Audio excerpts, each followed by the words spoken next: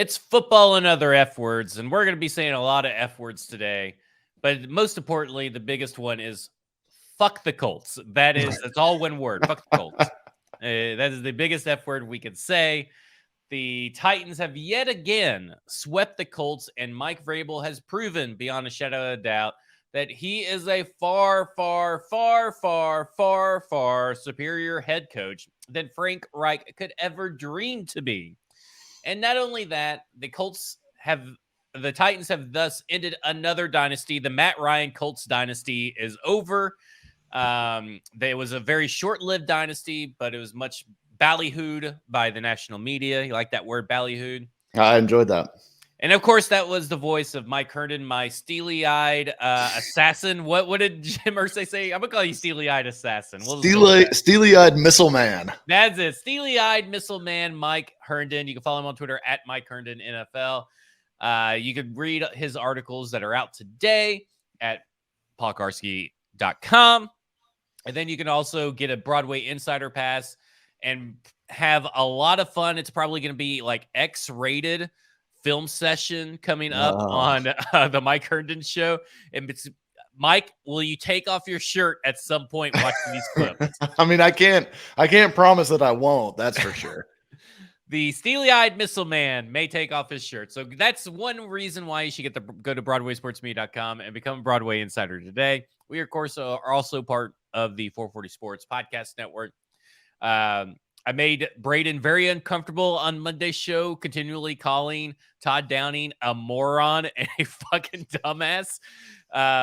Apparently, that may come back to bite Braden in the ass. But hey, he knew what he was getting when he told me when he wanted me on his show. So he knew that it was about to happen. Yeah, it was every time I called him a dumbass and a moron and stupid and an idiot. Braden was like, doing the David Letterman, tie pull. He's like, oh, I don't know about this. Yeah. Well, I mean, to be fair, he did do some dumbass things in this game. Well, let me tell you who doesn't do dumbass things, and that's Jasper's in Nashville, the best sports bar. They're, of course, doing some amazing fun things over there, not just on game days, but they are doing Predator giveaways. And they are the Predator sports bar, but they are also the sports bar in Nashville, an elevated sports bar. You have 2-for-1 beers on Sunday. You have board game weeks, on the night that you can go play. And then a bunch of people actually go show up for the board game nights. I've seen a lot of fun pictures. Great, fantastic food. Head over to Jasper's today and tomorrow. And every day of the week, not just today, but head over every day of the week and get you something different off their awesome menu and try something new on tap every time. They also have awesome cocktails, great big bar, lots of TVs, projection screens, skee ball. I mean, they got it all. I mean, if the bar you're going to has skee ball, it's officially one of the best bars in Nashville. So Jasper's in West End, right across from Vanderbilt. Oh, Mike, this game. Lots of feelings coming out of this game. For me, I'm sure for you as well. But I think something that Mike Vrabel said and something that I felt after watching the game and looking at the game yesterday, like right when the game was over, grit, grind, like it reminded me of the Zach Randolph Memphis games, Tony Allen. It was fucking ugly. It was physical, but they won, and they won with heart. And to me, nothing encapsulated that better. That I woke up this morning and I saw the clip of Mike Vrabel with Ben Jones basically collapsing in his arms after the game. And my God, I said it today, but man, if that's Mike McDaniel, he'd be dead. He could not hold up Ben Jones collapsing his arms. So luckily Mike Vrabel was there to catch him. But that moment was evident throughout the game. I mean, that was a physical slugfest of a game. It wasn't pretty. And Vrabel said it was one of the best wins of his career, and I am very hard-pressed to disagree with him. I definitely know it's the best win of this season, hands down, easily. But I do put it up there in one of the best wins of the season because it just, when you got Cody Hollister as your leading receiver for most of the fucking game and you still win, that shows him as a coach is one of the most unparalleled coaches in the current iteration of the National Football League. Without a doubt. I mean, like, you look at what they were dealing with on offense. I mean, how many plus players did they have on the field on offense in that game? Obviously, Derrick Henry, obviously, Ben Jones. But, I mean, Tannehill is a plus still as a quarterback. You know, he's not like a superstar, but he's better than average. But that's it. You had like 3 guys. And Hooper played his best game. It was a good time for Hooper to show up. And the 2, well, really all 3 of Hooper's catches were incredibly impactful in this game. So obviously, tip of the cap to him after, I said last week. Hey, they might look at trading him, which turned out to, they were thinking about it, or at least rumored to be thinking about it. I'm just going to say something. You know how players show up in a contract year? Maybe that was a contract week for Austin Hooper. He's put something good on film, so now we may get a better draft pick, right? I mean, like, that's what the John Robinson may be thinking. And I think you kind of saw they were moving away from Hooper to start this game because Chig was playing a lot early. It was mostly Swaim and Chig those first few drives out there in the 12 personnel sets. And Chig still outsnapped Hooper for the game. So it felt like they were ready to go away from Hooper and kind of, write him into more of a corner of the game plan over there. But it'll be interesting to see if his plays end up affecting their outlook on, either trading him or, just having him be more involved if they do keep him. But fantastic time for him to show up. I thought it was interesting, speaking of Austin Hooper and Chig, to be honest with you, I thought it was interesting that Austin Hooper didn't log 1 pass blocking snap. Like, he was out there receiving. They were like, we're not putting you on the line anymore. And he had his best game. That may not be a coincidence for you Titans staffers that listen to the show. The analytics may show you that Austin Hooper is a better receiver than he is anything else. And maybe you should start using him that way. And I thought it was interesting that they used Chig in basically the Torrey Carter role, and he was like 10 times better than anything that we've seen from Torrey Carter this season. But he was pancaking guys and everything. He seems to be getting more confident in being as an all-around tight end. And I said today on Monday on the football show, in my mind, you should be rotating Jeff Swaim and Austin Hooper out, and Chig should be on the field all the time at this point because he can block. And he's not a liability. Let's say that. He's not a liability. Maybe his highs aren't as high as Jeff Swaim in the blocking game, but he's not a liability in the blocking game. But there is no reason that Jeff Swaim pass, his one target where he's floated and stalled in midair crazily, like he just so fucking slow. That should have been a Chig pass. So I still get mad about that. But I think it's in the right direction. It's tough with the tight ends because they have 2 different positions within the tight end group. Like, it's not all just tight ends. The inline, like, Y tight end spot, and then they have like the move H-back kind of spot, which, both Hooper and Chig really are in that move role more often than not. And Swaim and Rader are the guys that are more stapled to the tackles and going to be inline blocking type guys. So it's almost hard for them to use other guys in that Swaim role just because Swaim is I know, like, people get so tired of hearing about how Swaim's the best blocking tight end, but he is the best blocking tight end as far as like physical point of attack blocking. Now, space blocking, I think you can make an argument Chig is better, but that's a different deal. And they need Swaim. They need him for that run game because frankly, that's all they got. That's all they got right now is a run game. Yeah. And, what looks like a defense that looks way more like what we expected them to look like before the season. But to get back to your original point, Mike Vrabel is a coaching god. He should never, ever be doubted or questioned or calls for his firing. I don't care at this point whether he ever embraces analytics or gives a shit about any of that or whatever else his flaws are. This guy knows how to get it done in a game, and he knows how to beat an opponent that he knows well. And you give him 2 weeks to prepare for a team, he's going to kick their ass more often than not. So I think it's high time that we just say Vrabel's badass. He's amazing. This was a Vrabel win. This was a 100% a Vrabel win. Well, let's put him back in the Coach of the Year conversation. I mean, I think it's Brian Daboll's award to lose at this point.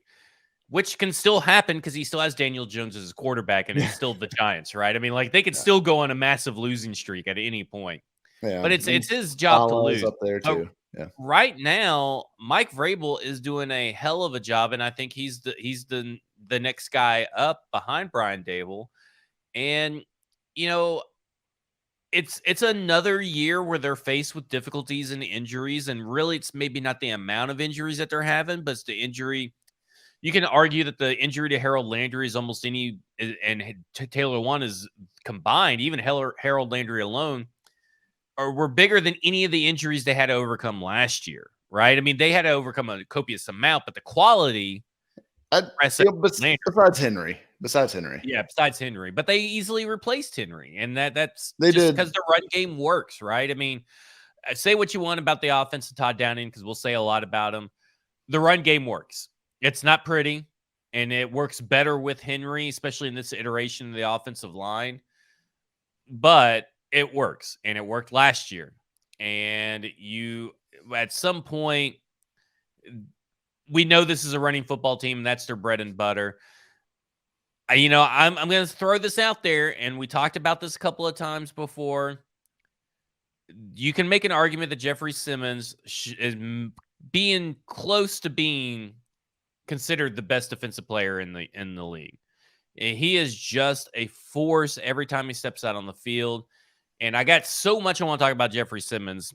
Are we done talking about Mike Vrabel before we go? I agree with you though. So. There's nothing left to say, and I think it's Vrabel's love for his team and how those guys gutted it out. I thought was moving and very apparent. And look, I just think a lot of Vrabel generally, and very. It was all on display in this game. All of his positives were on display. He has fantastic concealer because he has some big warts with him, but he uses fantastic concealer because what he does with the players that he's given. Matt LaFleur over in Green Bay, the pretty boy, belle of the ball for everybody, that everybody has talked about as being should be coach of the year and blah blah blah blah blah. He is doing a terrible job. And I think you could argue that they have the better offensive line in Green Bay. They have the better quarterback in Green Bay. Currently, the better offensive weapons. And they still couldn't get it done in against Washington, where the Titans just beat this Washington team. So I'm just saying what he does is just amazing. Here's the analogy for Vrabel. And this will go for you F1 fans out there, which I know we've got several, including V Love and obviously Mr. Lebowski, our buddy. But the Vrabel is like if somebody was winning, like finishing second or third in the points championship every year in a Haas. That is what Vrabel is doing. Like he is taking the Haas and he is winning races and finishing second or third every year. Whereas Matt LaFleur obviously got put in, the Red Bull and is, he's cruising to victories. Sure. Yeah. But it's who's the better driver? Is it Fernando Alonso or is it, Checo? I think we know the answer to that, but what you're driving matters, but Vrabel doesn't matter what you put him in. He's going to win. Yeah. And I think this ties into the Jeffery Simmons thing because there's a lot that Jeffery Simmons, obviously did during the game, but there's a lot that he said before the game and after the game that I think that ties into Vrabel, ties into this culture. This no fun locker room, that's here and by an unnamed player that I won't get into. He debunked that because I think that if you buy into what Vrabel is selling, not only can the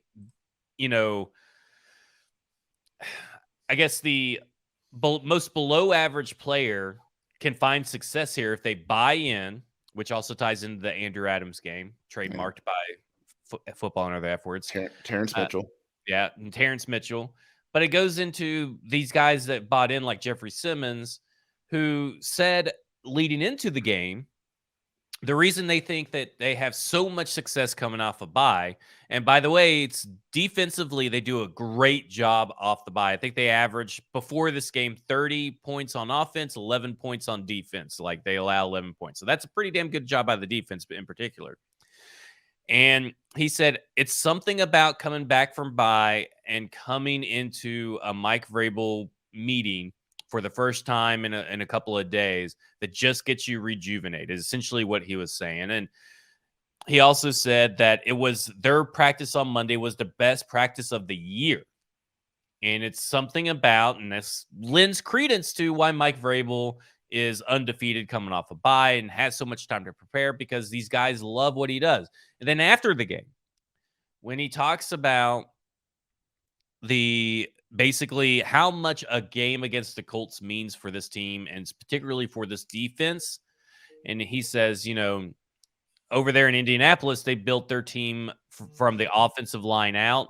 We built our team from the defensive line out. Now, is that the right way to build a team? We can get into that conversation. But I think that means to me that this team just buys into Mike Vrabel. And in particular, your star player outside of Derrick Henry is Jeffery Simmons.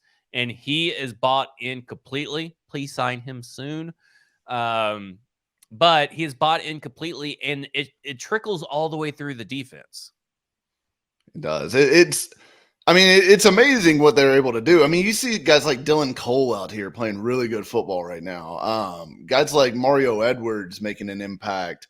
And Tier Tart, which, they basically grabbed out of UDFA and is, obviously was chronicled at the time, was struggling to hit a blocking sled when he first showed up. And look at how good Tier Tart is now. He's bullying a $20 million a year, quote unquote, best guard in football.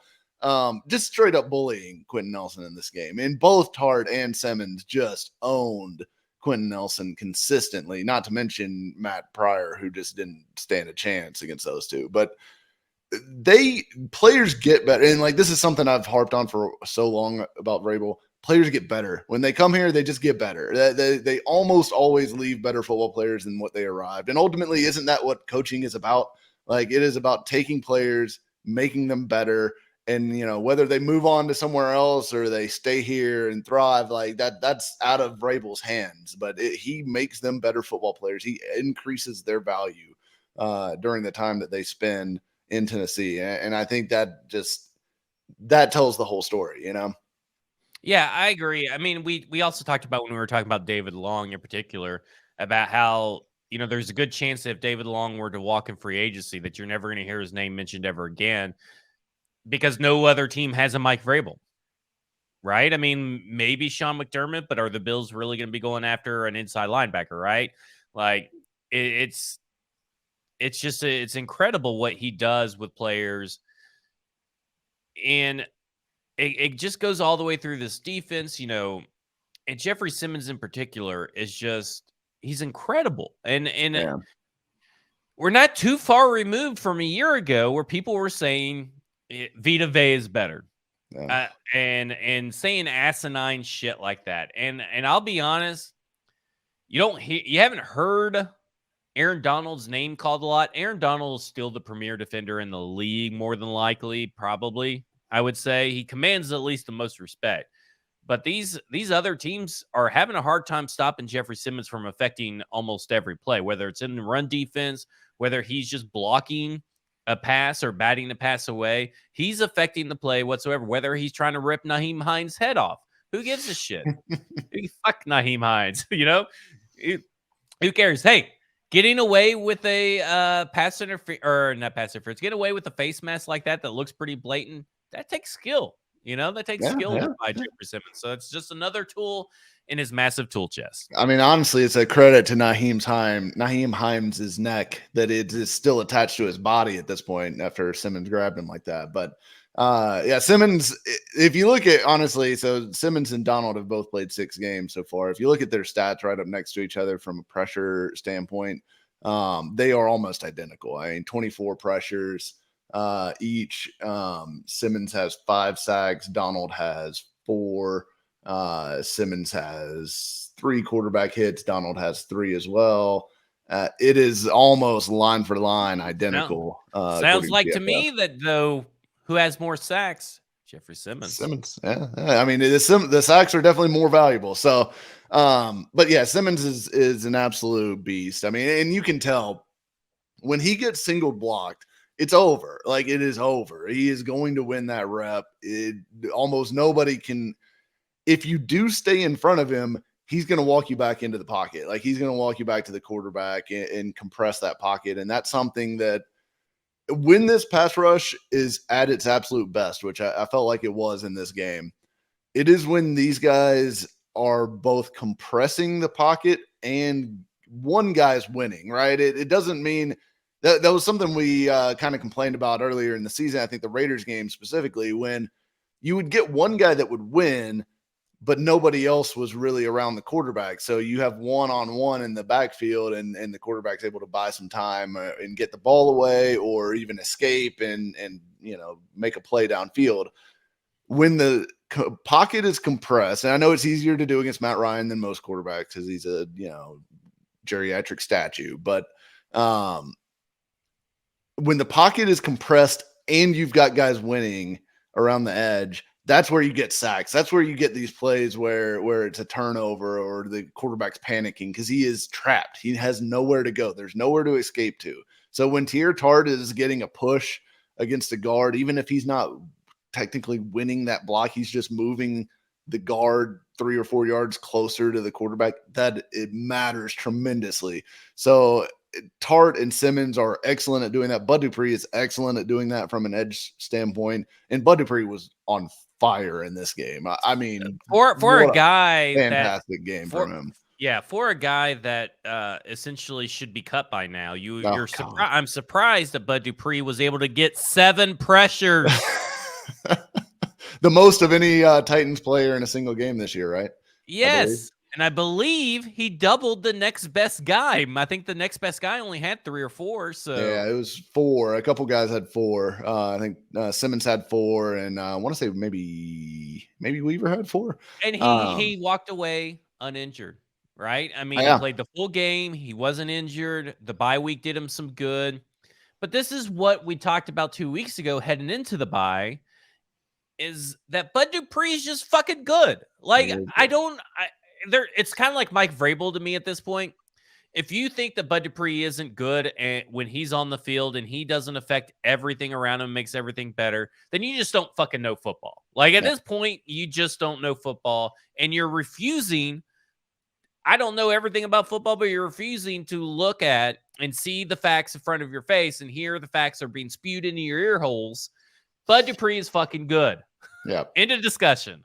Exactly. Yeah, it is crystal clear that this is a totally different pass rush group with a healthy and fully functional Dupree on the field. And that was something they didn't have for most of last year because he was coming back from that knee injury, which took him some time to really get comfortable and to get into a rhythm. But then when you saw that defense really click into high gear at the end of the last season, the reason why is that Bud Dupree was healthy and was wreaking havoc all over the place, joining all these other guys that were already playing good football. So and he looks even better this year. He does look better. In the he hasn't played a lot. Like, he has not played enough. He just played basically the Giants game, one series of the first Colts game, and then this last game, and then I think he played maybe one series against Buffalo. That was it. So he's played basically 2 games. And those have been the 2 best really like pass rush games of the season. And I don't think that's a coincidence because it's something that's been happening with him going back to last year, going back to his time in Pittsburgh. Every time he's on the field, a team's pass rushes just are better. And it's not magic at this point, and it's not small sample size at this point. It is just the truth. Bud Dupree makes your pass rush better. And like, he's a really good player. He needs to stay healthy. Like, that bottom line, what he's getting paid, he needs to stay healthy and produce. I get it. Like, he's getting paid like a guy that needs to be a headliner.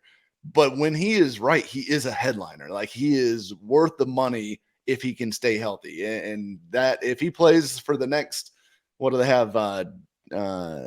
11 games left. if he plays the next 11 games like he did this past one, he should be going to the Pro Bowl. Like, and he should be here next year. Like that should be. Well, that's if he really gets going to fuck set some up, people up on Twitter. I mean, there's going to be a yeah. lot of cold takes I'm going to be going through and looking at. Yeah. It's that, you know, the contract thing. I think it's something I talked about a little bit. I think on. Well, we talked about it in depth 2 shows ago. Yeah, and it's people get so tied up in the contract. The contract is like, is this guy a good football player or not? That is a different question than is this guy a good value at his contract? And at some point, the contract doesn't matter anymore, and we're at that point. So, yeah, and So look at this. I love him. Okay, so you overpaid for Bud Dupree, but you fucking underpaid for Denico Autry. Yeah. Can we talk about that? Because listen, you go into Zach Kiefer or Stephen Holder's tweets about Denico Autry in particular during yesterday's game. You have Colts fans begging, crying, wishing they had Denico Autry still on their team and wishing they didn't fucking pay Quentin Nelson. That's how fucked up the Colts are right now. Is that they hate Quentin Nelson, who is arguably probably their best player on offense, and they fucking hate him and think he's overpaid. So if you think Bud Dupree is overpaid, listen to what these Colts fans are saying. Like, they think Quentin Nelson's overpaid. And listen, Denico Autry, we talked about it. I don't have time to look it up, but there was some guy that replied to a tweet where we were making fun of the Colts fan who said Denico Autry is only good when he plays the Colts, which is fucking asinine in itself. Yeah. And he asked, is this the best defensive free agent signing that John Robinson has made? Obviously, Brian Arakpo's on there. But really, in reality, the Titans have done pretty well getting free agent defenders. But I would agree and say Denico Autry is the best defensive free agent that he has signed for the value and the production that you get on the field. Yeah, absolutely. I mean, he's an absolute monster. And if you go back to when he came to Indy, so when he arrived at Indy in 2018, and you look at 2018 to current day, he is 20th in the NFL in sacks overall. And he has, like, I think it was 34 sacks during that time period. And he had his tied for his best season in the NFL last year. And he's probably going to beat that this year because he's already at 5 sacks through 6 games. And, you know, all he has to do is get 4 more over the next 11, which he is absolutely going to do, barring some sort of crazy injury. So Autry is an absolute menace. And I'd say his impact goes even beyond just his personal numbers because of how elite he is as a picker on all these like stunt plays. And we've talked about it before, I know, but he is so violent with these picks. Like, he obliterates offensive linemen and just creates havoc everywhere he goes. And it's a joy to watch him. And he's incredible to just, like, if you just want to have fun watching a Titans game, all you have to do is watch 96 and 98, like pretty much every snap, because it is pure chaos around them. They're just flinging bodies into the ether. It is amazing. So, you know, I know offense is fun and all that, but there are some dudes on the Titans doing some stuff. They just happen to be in the defensive line. Can I say something real quick? And you may not know this. Denico Autry has 0 Pro Bowls. That's crazy. Today, on this podcast, and I'll probably start it on Monday or Tuesday. You know how we try to get Ferkser for the Pro Bowl?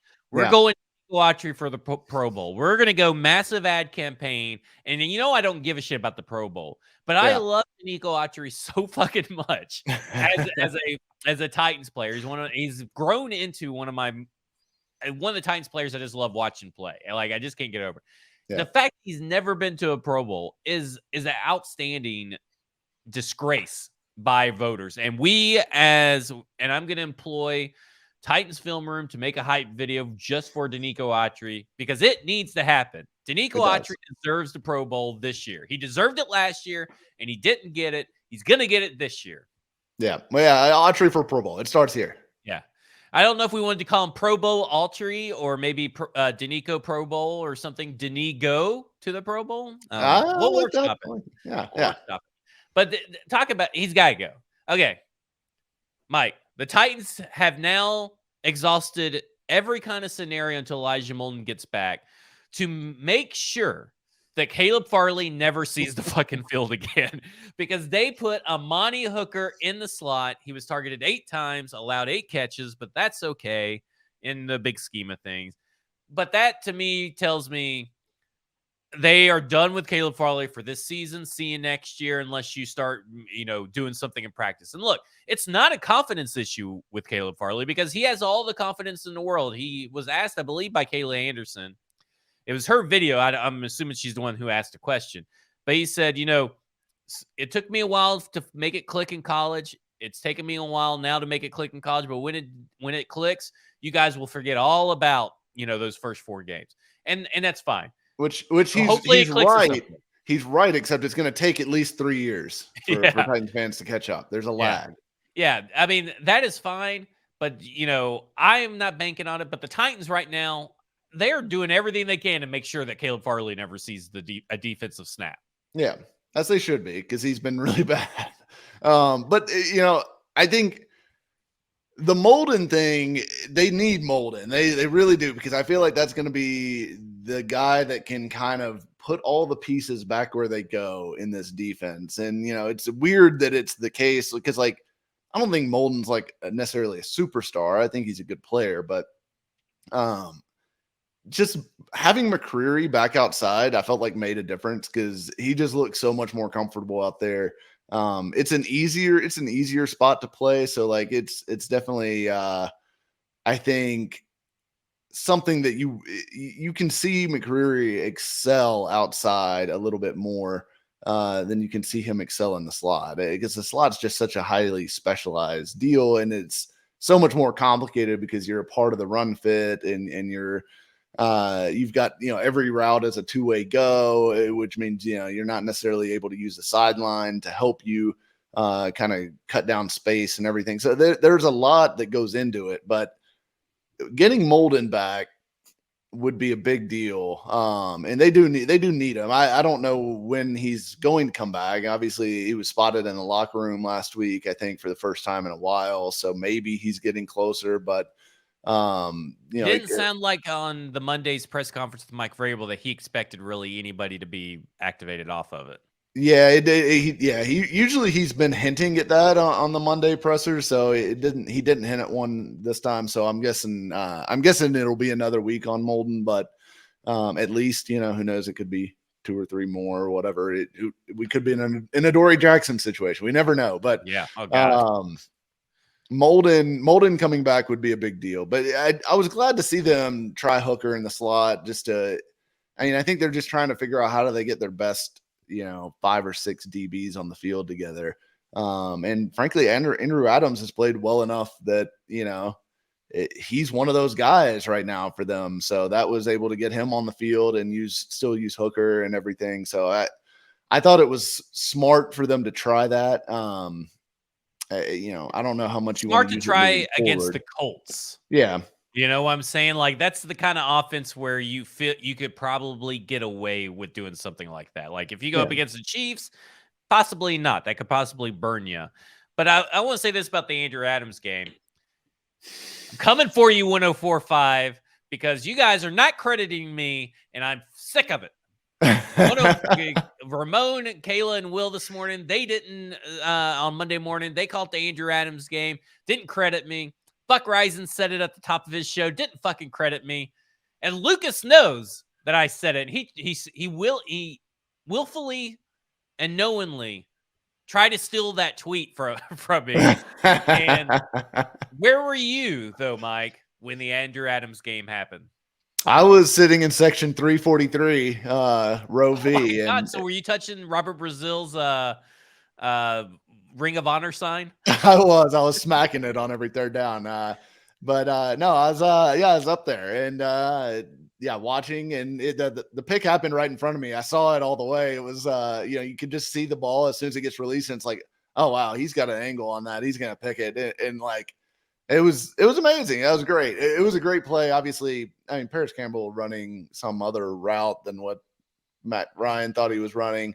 But yeah, and Adams had made a play already before that. So, it was a great game, a huge play, absolutely enormous play, because the offense just was not you knew kind of the offense was going to struggle in this game just because of the personnel that was out there. I know people when are they like, announced the starting wide receivers and there were only 4 of them, you knew it was fucking going to be a shit show. oh yeah, I mean when the 4 wide receivers you've got are Robert Woods, Nick Westbrook-Akine, Cody Hollister, and Mason Kinsey. That is not going to be. It's not going to be offensive fireworks in that game, and especially not when you don't have, arguably your best offensive lineman in Nate Davis, and you got Radunz thrown in there, and and we already know what the daily situation is on the other side. So they're just.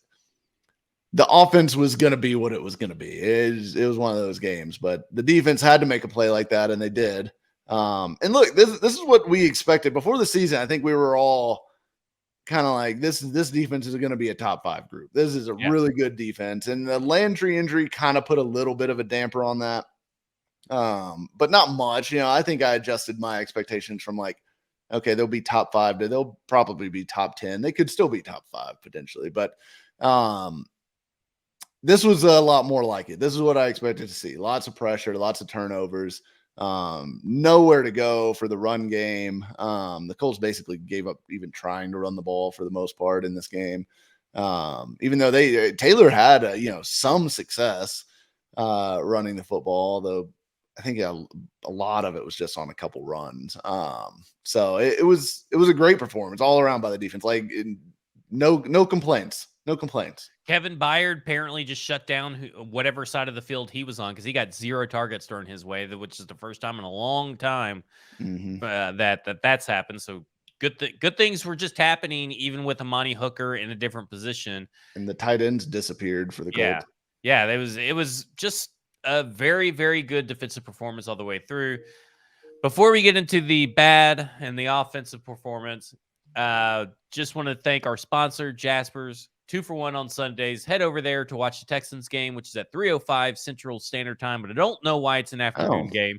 I thought that was weird. Unless Joe Hunk was wrong on 104.5 when he did some drop. Maybe it's Lucas, I think, that did the drop. I don't know. But I was like, whoa, 3:05? I was like, that's weird. Yeah. It's in Houston, so it's a perfect time to go to a bar to watch the game with some fellow Titans fans. 2 for 1 Sunday at Jasper's. This offense, it's the only thing holding this team back, and it is holding its back like a ball and chain. It's like it's Atlas Shrugs, where he's like carrying up. The defense is having to carry up that boulder right up the hill. I don't think it's Atlas Shrug, but it's Atlas. Mike, this offense, I just don't know where to begin. A left tackle is a problem. Eric Smith's not going to solve it. Apparently, LaRaven Clark is not going to solve it. Jamarco Jones is not going to solve it. And Dennis Daly's not going to solve it. You know why they're not going to solve it? Because all 4 of those guys are the same guy, and they're all crap. So, if Nate Davis gets healthy, has Dylan Radunz shown you anything that he could be less of a liability, just less of a liability at left tackle than Dennis Daly? I think so, yes. I mean, like, he is, Radunz, based on PFF charting, was credited with 1 pressure allowed in this game.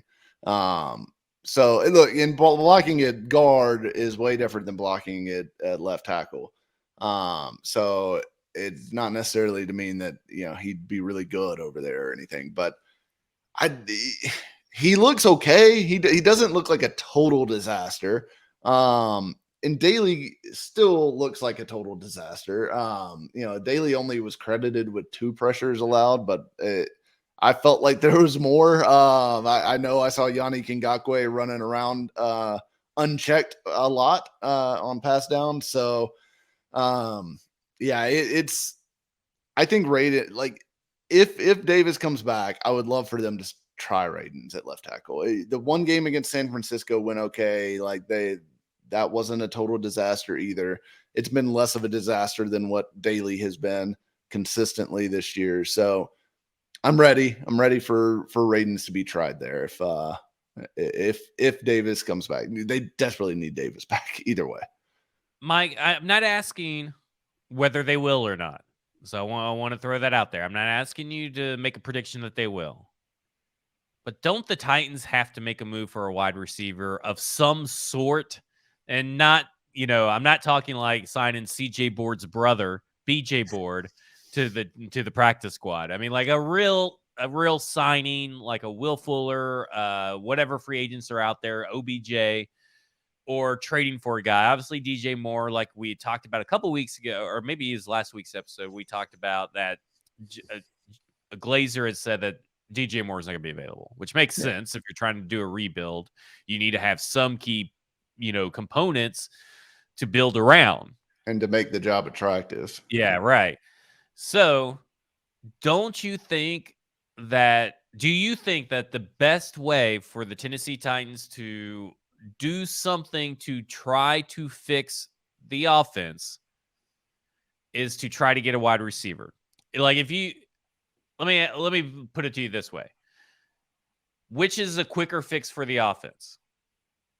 Signing a free agent left tackle that's out there that's not Eric Smith and that kind of, maybe like an Eric Fisher. Signing or trading for a wide receiver, and you could trade for a left tackle as well, or firing Todd Downing. Those are your three choices. What is the quickest fix? I mean, honestly, I don't think firing Downing's going to really do anything because at this point, I think I would not expect Tim Kelly to be able to make this offense hum with Cody Hollister as your third wide receiver. But I think wide receiver is probably where I would lean. Left tackle, I guess maybe maybe the reason I'm believing that is because I feel like Radunz has a better chance of being a serviceable left tackle than any of these other guys have a chance of being a serviceable go-to wide receiver. Because that's the thing. They don't have any go-to wide receiver at all. Like Woods is fine. He's okay. But he is absolutely better to be a second option or a third option even. So it is and I know like Burks theoretically could be back in 2 weeks, which would dramatically change how things could look for this offense.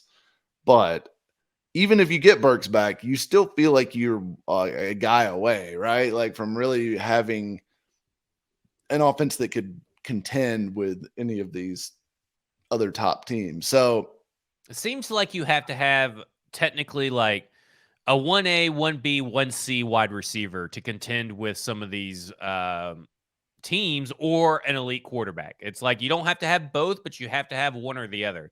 And right now they don't have either. Yeah. And I don't know who it would be. I kind of like the idea of like the Denver receivers, Jerry Jeudy or KJ Hamler. Really either one. Honestly, like I know Jeudy is probably the bigger talent overall, but Hamler kind of fits what they like to do from the fact that he's got a lot of speed. He could bring that element to this offense, and he's also a good run after the catch guy. So I think Denver would be an interesting trade partner for them.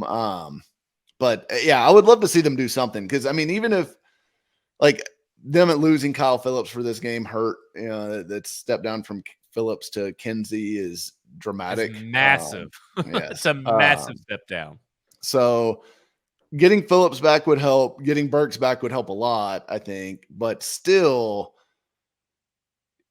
yeah, they need a few more pieces, I feel. And even then, you don't want to be sitting there with like, well, all of our guys absolutely have to be healthy to have any sort of hope of having a decent passing offense. I mean, they've gone 3 of the last 4 weeks. They've passed for less than 150 yards in the games, and they've won all those games somehow. But they are literally just defense and Derrick Henry right now as far as this goes. And Tannehill does a good enough job of like protecting the ball and moving it down the field that it's not just totally stagnant. But they don't have any explosiveness in the passing game whatsoever, or any real threat. So, yeah, it feels like they've got to make a trade. I don't necessarily expect them to, but right. I mean, it feels like they need another piece, and because of injuries, really, in the lack of ability The offensive line doesn't provide you enough time to wait on Traylon Burks and Kyle Phillips to catch on, right? To go through the rookie growing pains and, maybe get some targets thrown their way because there's not enough time to block. So you have to get someone that is a step above them that can possibly provide some relief for the offensive line. I don't expect them to make a trade either, but I sure would love for them to do something different so they can avoid putting Malik Willis in the wide receiver spot and run a fucking end around. What? Given the situation in the game and how the game was going at that point, one of the most indefensible calls I've ever seen. Like, ever. So bad. To have this be the first time you're trying to give this guy a handoff in an NFL game on 3rd and whatever it was. It was 3rd and relatively short. It was like, what, 3rd and 3 maybe? Yeah. And you're trying to give him a handoff on an end around. Like, look, I think Willis screwed up the play more so than, Tannehill not being able to push off of that foot didn't help. But Willis, you can see he kind of bubbles out before. He was kind of fucking like throwing a forearm. And when he took the ball, he tried to like take it like this and not like, taking an NFL handoff is like a very specific thing. Like you put your arms out like this and like trap it down. Whereas Willis was like trying to take the ball, like it was, his hands were not in the right spot. He bubbled out like away from Tannehill. I'm sure he was like worried about clipping him on the way through maybe, but it still, it was a total disaster. It's like the one thing you couldn't have happen right there. Cause at that point when they were up 9, right? Yeah. When that happened and all they had to do, even if they don't get it there, they can run another 40 seconds off the clock and then punt it down and hopefully pin them inside the 10. And still you feel great about winning the football game at that point because they would have to drive the length of the field, to score and then get the ball back and try to do that again. So just ridiculous play call.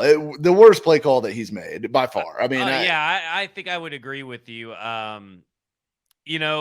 First off, you have Hilliard. And then you have, hell, you could even do Mason Kinsey or something. But if you're going to do that, here's, I have such a hard time figuring out where I want to start with this play because I fucking hate it so much. Let's start with blame. Okay. Yeah, Malik Willis didn't take the handoff. Okay, well, the offensive line wasn't going to block either because basically the Colts knew it was going to be a run play, and the way that they construct that particular play is Malik Willis is like right there in the middle where they'd normally be running up Derrick Henry. So all the defenders are already expecting that a ball is going to be a handoff right there. Okay, then Ryan Tannehill's bum in foot he can't push off of it, so it's just an utter disaster. Yeah, it was going to lose yardage even if it makes right. Even if they make the handoff. Yeah, obviously you don't want the turnover, but even if he caught it, it was hell. He probably could have got his shit kicked in by the defender. Probably jarred the ball loose too. DeForest Buckner was like 3 yards upfield waiting for him and just ready to light his ass up. I look at it and I think this is one of those dumbass plays that they say, well, we saw something in the defensive formation. And we think that we can really take advantage of this with this play. They obviously did not practice it enough, and they obviously did not teach proper technique because Malik Willis had no clue how to take a handoff. It's like he's never seen a fucking football before. And that is on the coaching. And I get that's Malik Willis' job to execute, but obviously someone didn't tell him or make him comfortable enough to do this. Yeah. And, a lot of people are like, well, why didn't Tannehill check out of the play?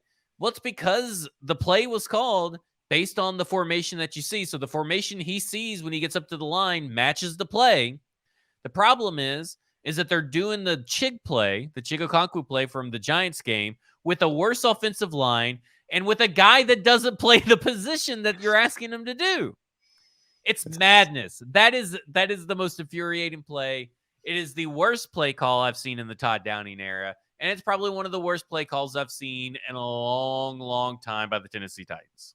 Yeah, it was absolutely ridiculous. And let's And it was 1st and 10. So I misremembered on the down and distance. But it was 1st and 10 after the Titans had picked up a couple first downs just running the football. Like, they were running the ball fine. They were moving the ball. It looked like they were ready to go, score a potential knockout punch if they could have just kept the chains moving, keep taking time off the clock or taking those timeouts out of their pocket. So I don't understand the need for it on a 1st and 10. And then 2, like you said, why is Willis the choice there? I mean, I get Willis's dynamic with the ball in his hands, and you're trying to mix things up a little bit because the Colts know you're running at this point because Tannehill's injured, but also Willis is your backup quarterback, and if Tannehill is injured and like already kind of dragging a leg here, you definitely don't want to get your backup quarterback injured and be down to Logan Woodside, potentially his only healthy quarterback heading into Houston next week. So it's just absolute madness and insanity that this call was made. The design of it, everything about it was bad. It was horrific. And if the Titans had somehow lost this game because of this play, it would have been like, I don't know how they would have been able to keep Downing in a job for it. I mean, that you hate to like say one play is a fireable offense, but that is as close as you get to just like a fireable offense for one play as you possibly can, because there's zero about that made any sense or any logical anything. It was so stupid. All right. I think that's it for the offense. I mean, there's nothing really to report on Ryan Tannehill there at this time. I'm sure he's going to play in the Texans game, and I think so. I think he'll play. I don't think he'll be 100%. I just think he'll play. I could see it. It'll be interesting to see how things like progress throughout the week, I guess. Yeah. But I would be surprised if he practices at all. No, I don't think he'll practice, and that will send everybody into a tailspin for a few days. It'll be some fun drama on Twitter. Yeah. And I don't think he's been, again, low on the totem pole of problems with this offense, for sure. Still there, still low. Let me ask you this. Yeah. Do you think they could win this game with Malik Willis starting at quarterback? Unpopular opinion, but I don't think they can. Yeah. I think the Texans play teams really, really close, and you have to play. This is going to be the game where you can't allow mistakes to happen. Yeah. And turnovers and holding the ball on too long and fumbles, and interceptions, which our rookie quarterbacks are prone to in their first game out. And it's not a knock on Malik Willis. It's more about talking about quarterbacks in general, rookie quarterbacks in general. Kenny Pickett on Monday or on Sunday night. It's a disaster. Indefensible picks. And you're going to put him behind this offensive line, a rookie quarterback with this offensive line with no weapons whatsoever. If any, I don't want to bring up his name. There's a good chance Logan Woodside's getting called up this week. I hate to say it like Beetlejuice, and here he comes popping up. But look, your best chance to beat the Texans is not Logan Woodside and is not Malik Willis, okay? I think that you have a good chance of losing those games, a very, very high percentage chance you're going to lose those games with either of those quarterbacks. I'd much rather see Malik Willis play than Logan Woodside. I will say that. But if you want to win this game, it's got to be Ryan Tannehill. This Texans team is not a team you could fuck around with and think you're going to win, because they play teams really close, down to the wire almost every week. Yeah, they lose, but that doesn't mean that they can't win one, right? I mean, I think they beat the team last year. Yeah. What do you think? You think the same? Yeah, I think the same. I mean, this Texans team beat this Titans team last year when this Titans team was healthier, in that disaster rain game at home. So they absolutely could beat the Titans, and their defense has been good up until like this last week. They gave up 38 to the Raiders and kind of finally caved in a little bit. But the first 5 weeks, they were pretty good defensively for the most part. So I think the defense is decent. The offense is not very good, but look, Davis Mills got super hot in that game in Houston last year and gave the Titans a scare. And that was when the defense was playing at its absolute best. So yes, this is absolutely a game the Titans could lose regardless of who's at quarterback, especially if it's a very limited Ryan Tannehill. That's almost even more concerning. The Titans can't afford to beat themselves, but they also can't afford to just totally rely on their defense to hold. I think it's the worst 0. time to have a divisional opponent. Like, I feel like if this was like maybe the Cowboys, they'd probably roll Malik Willis out there. You know what I'm saying? Like, if it's an NFC game and not a divisional opponent, I think they would maybe take a chance and risk a loss but rest Ryan Tannehill. But I just think because it's the Texans and an in-division opponent, that I think Ryan Tannehill's probably just going to force his way out there. Yeah, I could see that. I kind of think that's how it's going to go, but I think there is an off. I could see a scenario where they're like, Tannehill's not going to be anywhere close to 100%. Why don't we devise a game plan where we're going to use Malik Willis and try to like surprise the Texans with some stuff. And we'll see if we can't buy a week of Tannehill off of his feet. They did do that with Blaine Gabbert. You remember they were pulling out all kinds of trick plays that game to get that one done. And let me say this, Malik is better than Blaine Gabbert. I don't care what anybody fucking says. He's better than Blaine Gabbert. I agree. Okay. Before we get into the Texans game, we have to talk this disaster of a season for the Indianapolis Colts. God, yes. Because these guys, first off, it came out on Sunday before the game that Matt Ryan is basically Peyton Manning in Jim Irsay's eyes. Then he goes and gets hit about 10 times and gets all those pressures and throws an interception, throws a pick six, and all this stuff that happened. And then Michael Pittman, who catches fucking everything, according to Zach Kiefer, he tweeted that out. He catches everything.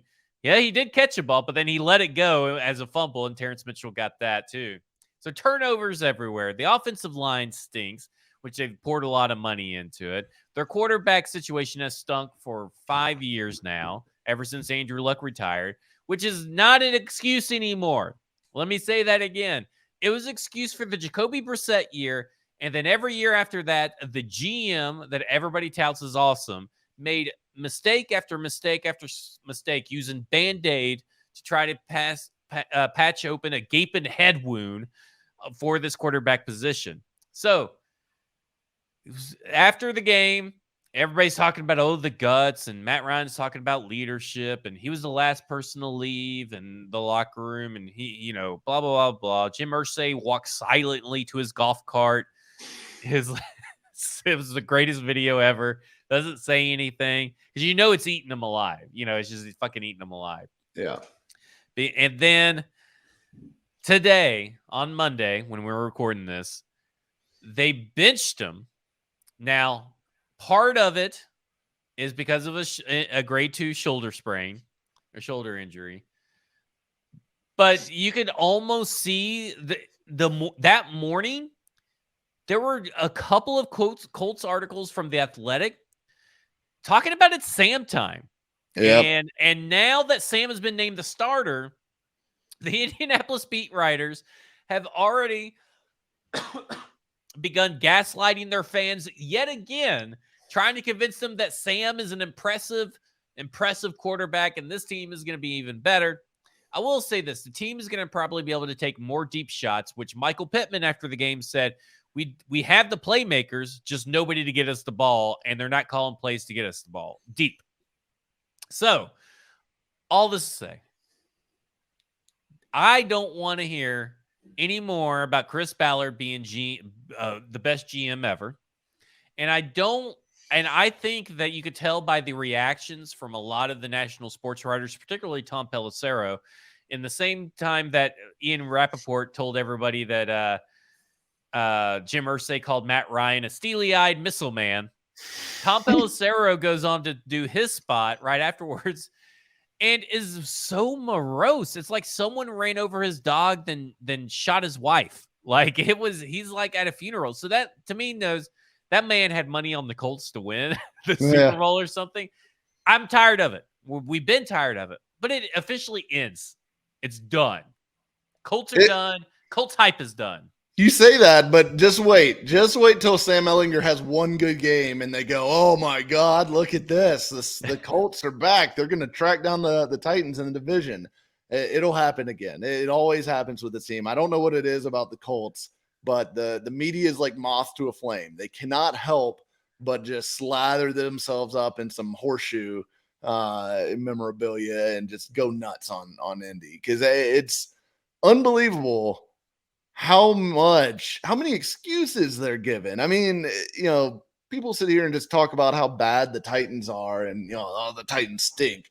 And then every year it's, the Colts are going to be so good. Look at they've got all the pieces in place. They just needed the quarterback, and now they've got the quarterback. And the Reggie Wayne quote about just makes him want to throw up how much he makes, reminds him of Peyton Manning. I'm just like rolling around in shit all day today, enjoying all this just Colts just disaster falling down around it. It's wonderful. It's so much fun. Matt Ryan was in decline for 5 years. And I don't care who he was playing with in Atlanta. He wasn't going to a better situation. Marcus is playing with the same cast of characters without Calvin Ridley. Same cast of characters, and he's doing better than Matt Ryan was. Yeah. And at some point, it's just I don't understand how, what it is about that team, but it's unbelievable how much credit they're given for how little they've done during the Ballard and Reich era. And it's insane because you look, I think Ballard's record now is it's basically 500, but he's getting absolutely dominated in the division by the Titans, this Titans team that everyone, always says stinks and is not any good and is fraudulent or whatever. But all they do is just keep winning football games. And Mike Vrabel's 20 games above 500 now. But it's unbelievable. Matt Ryan, the fact that people really thought Matt Ryan was going to take this Colts team to a Super Bowl is laughable. It was laughable at the time, and it's even more laughable now. But I mean, I don't know how they just pull the wool over people's eyes every year, but it's hilarious. And I love watching it. And I love watching all these Colts fans get all gassed up for Matt Ryan all off season, talking about, oh, look at him. I mean, look, what a leader, look, he's organizing team lunches. And then he comes out here and just shits all over himself as soon as he sees Jeffery Simmons and throws it right to, the safety the Titans signed off the street 3 weeks ago. So, eat shit, Colts fans. Y'all are the worst. You're awful to deal with. You're awful to talk to because you're always, just in La La Land. You believe all this shit that your Homer media spews out every week about, look at all these great weapons, these great young weapons the Colts have. They're fun. The light has come on. I mean, Alec Pierce and Michael Pittman are like MJ and Pippen. I mean, get a load of these two. And then, they're Larry Fitzgerald and Anquan Bolden. Haven't you heard? Oh, that's right. I'm sorry. Fitzgerald. Who was it that said Fitzgerald? That Michael Pittman was Larry Fitzgerald. I can't even remember. It was some anonymous GM, aka Chris Ballard. Oh, that's right. It was Chris Ballard. But yeah, they put out these overhyped quotes and shit, and it's so funny. It's so funny to watch it all. Because if you watch them play, it's plainly obvious that none of this shit is true. So I don't understand a lot. Their defense is good. Their defense is legit good. Their offense is a train wreck, and it is not going to get any better with Ehlinger. Because, look, I like Sam Ehlinger. I'm a Texas alum. I loved watching Sam play in the Burn Orange. But look, I didn't think he was a pro-level quarterback as a Texas fan. I thought he was maybe a backup, maybe. I don't think he's going to make anything better. Honestly, it almost feels like Irsay, because it sounds to me like, based on, I think Stephen Holder had a tweet out that basically said there was a meeting between Ballard, Reich, and Irsay, and what came out of it was Ellinger was going to be the guy, and it sounds like it was Irsay that made the call. So Irsay basically inserting this guy almost feels to me like, I don't know if he really thinks he's going to fix it, or if this is him basically trying to tank to get in position to take CJ Stroud or whoever. But I think the Titans won the division. I think they won the division this weekend. It's over. Yeah. Right? I'm gonna call it now. Yeah, I would pretty much have to agree with you. I mean, that's what we essentially said last week. If you sweep the Colts, you pretty much have the division in play. And we called it last year after they beat the Colts the second time. Let's get to the division matchup of the Texans. Texans are a team that they're a well-coached team. They just don't have enough. They can't find a way to close out opponents or to take leads. They're usually playing from behind. Dameon Pierce is a great rookie running back. He was getting overshadowed by Breece Hall, who had to tear his ACL. Then Kenneth Walker's now burst onto the scene. If not for these guys with their flash and him being on the Texas, Dameon Pierce should probably be in the talks for a Rookie of the Year candidate. But he's really great. Brandon Cooks is still good. They're finding creative ways to get Brevin and Jordan involved. It's just not a complete team. Now, you just had an emotional win, a hard-fought grind kind of win against the Colts, and you're heading on the road to Houston, where this kind of feels like a trap game, even though that Mike Vrabel does a good job of avoiding trap games, but sometimes you just can't avoid what your players are thinking about, and you can't control it. But you got the Chiefs on Sunday night after this game. Kind of smells like a little bit of a upset with everybody being banged up. We did talk about already whether or not they should play Ryan Tannehill or whether he will play. Where do you level of concern that the Titans lose this game? Like, I'm not concerned if they lose the game about what it says about the team, right? Like, if they lose the game, they lose the game. It's not the end of the world. They're still in control of the division in my mind. It's not the end of the world. But does it do something to affect them? Like, what is the level of concern for this game? I as far as like the concern that they could lose this game, I think it's pretty high, because I do think the Texans are flawed. Obviously, they don't have a ton of talent, but they do have some talent. Like Jerry Hughes is an older guy, but he's playing really good football for them. Malik Collins is a really good pass rusher for them. Rasheem Green's been pretty good. They've been able to get after quarterbacks a little bit. Derek Stingley Jr. Going with the Byron Stingley, Titans throwback. But Derek Stingley Jr., obviously talented corner. Not that really matters against the Titans, because you don't have anyone for him to cover. But Desmond King's playing well. They've got some guys on defense, and then on offense, their tackles are pretty good. The interior is questionable on the offensive line, so I think Simmons and Tard and Autry and whoever they throw in the middle there will probably have good days in this game. But they can run the ball.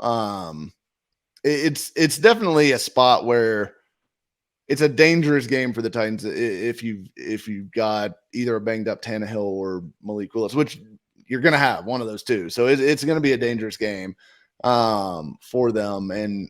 But yeah, like you said, like long term, if they lose this game, it might make things a little bit more uncomfortable in the division, to where like the Colts, I know we just dismissed them, but they are 3-1. They're not like, they're basically a game back of the Titans right now.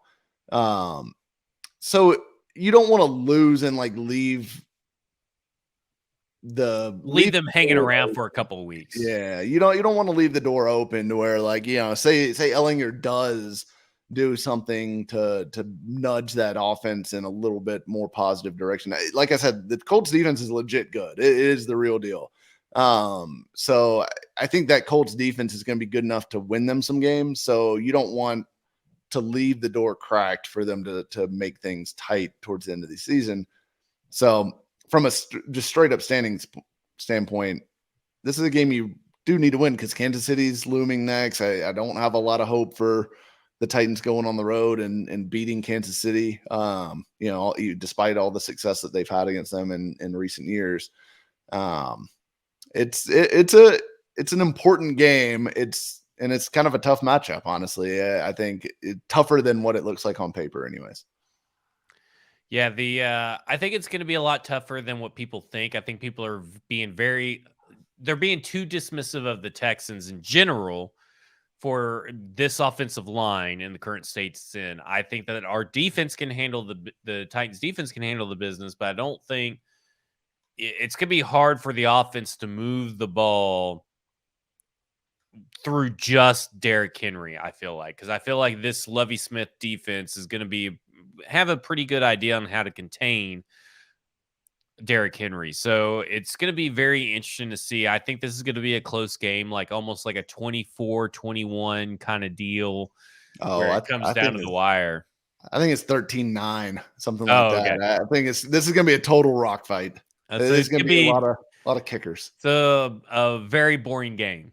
Is what you're saying. Yeah, I think this will be an extremely boring game to watch because I don't know that either offense tops 250 total yards. But even if they do lose, don't freak out unless they lose like 35-0 with Ryan Tannehill in and he gets injured and even worse or something like that. Unless it's like a big blowout.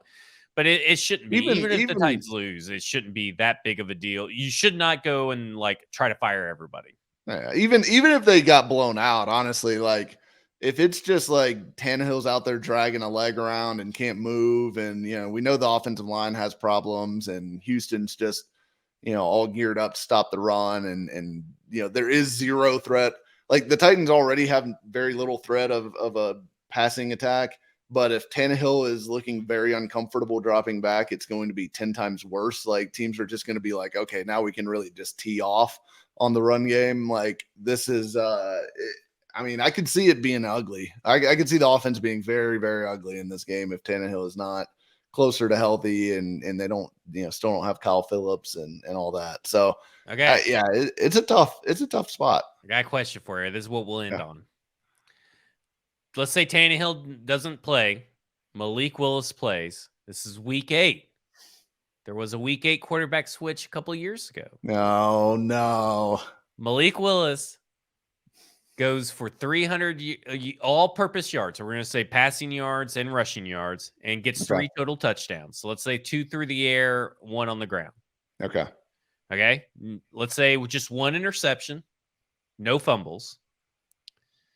Do they rest Ryan Tannehill another week? And then if Malik Willis plays against the Chiefs in prime time and beats the Chiefs, what do you do? I mean, look, if Malik Willis comes in and just starts lighting it up, I mean, you kind of got to stick with him, right? I mean, and this is no slight at Tannehill, but the offense has been pretty stagnant. And we all know that there's reasons besides Tannehill that is true. But if Willis, who does have like that special ability that he can kind of erase some mistakes, avoid pass rushers, make plays out of structure, that kind of thing. If he just is able to do it and makes this offense go at a different level, I mean, it's not a complete zero possibility, right? I mean, I think it's unlikely that that's how things would play out, but it's not out of the question. The weirdest possible thing would be, Malik comes out and just balls out against the Texans, and then you have a full-fledged quarterback controversy out of nowhere. I mean, it would happen, whether it would be correct or not, whether the coaching staff would be considering it or not. If Malik Willis comes in and plays well and they win and score more than like 20 points, the phone lines will be loaded Be a good week. on Monday morning for Malik Willis to be the quarterback. I guarantee it. It will be an interesting week. I'm kind of rooting for it to happen, obviously for the Titans' future as well, but also the drama. The drama's always. Oh, I mean, it would be delicious drama. I would look. That's the best possible scenario for the Titans ever, right? Is that Malik Willis does come in and just becomes this superstar. Everyone's rooting for that. I don't think it's going to happen, but everyone is rooting for that. All right, that will do it for us at Football and Other F Words. Mike, you are going to be breaking down the Mason Kinsey catch on the sideline frame by frame, right? His only NFL catch during the regular season was on a Matt Ryan errant throw where it looked like he was throwing to a little child who reached up, and caught the ball in the crowd. That's what Mason Kinsey looked like. Are you going to break it down frame by frame in the Mike Herndon show? We are. We're going to Zapruder film that thing and really get into the nitty gritty of how great that catch was and what it means for his Hall of Fame induction in 20 years. Well, that will be for the Mike Herndon show. You can catch that on Thursdays exclusively at BroadwaySportsMedia.com. You have to be a Broadway insider to see the full episode and to see, the film breakdown of Mason Kinsey's spectacular catch on the sidelines. And then, of course, on Wednesdays, go to paulkarski.com to read some articles on that Mike has written about the Titans. We'll figure it out on Wednesday what you wrote. We're going to keep it a surprise every show. We're never going to spoil that for you. So it's a surprise. He's got an article. That's it. You can follow him on Twitter at Mike Herndon NFL. You can follow me on Twitter at FWordsPod. We are brought to you by Jaspers. This has been Football and Other F Words, and you have just been effed.